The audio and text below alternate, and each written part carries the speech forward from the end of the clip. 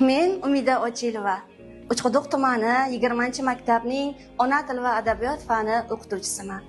Maktabimizda sifatli dars o'tmoq uchun barcha shart-sharoitlar yetarli, ya'ni barcha imkoniyatlar yaratilgan. Bu esa yurtimizning ta'limga bo'lgan e'tiborining kuchli ekanligidan darak beradi. Men ham o'z kasbimni sevgan hamda sadoqat qilgan holda o'z ustimda ishlab, o'quvchilarimga sifatli ta'lim yetkazishga harakat qilib kelmoqdaman.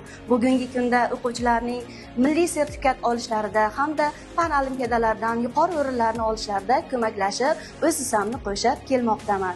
Men ana shunday tinch, osoyishta yurtda o'z kasbimning egasi ekanligimdan faxrlanaman. Bugungi kunda yaratilgan imkoniyatlar kechagi kunda yo'q edi desam adashmayman. Chunki bugungi kunda o'qituvchi birgina attestatsiya imtihonlaridan yetarli ballni to'plab, ham vazir ustamasi, ham 70% ustama sohib bo'lishlari mumkin. Jumladan, o'zim ham yaqinda o'tkazilgan kuzgi attestatsiya imtihonlarida kerakli ballni to'plab, ham 70% ustama sohibasi bo'ldim. Hamda vazir jamg'armasi hisobidan pul miqdorlari olib kelmoqdaman. Hamda o'z fanimni bilish darajasidan, ya'ni milliy sertifikatdan A+ darajasi sohibiman. Yurtimizda ta'lim sifati va o'qituvchining nufuzini oshirishga qaratilayotgan islohotlar bugungi kunda amalda.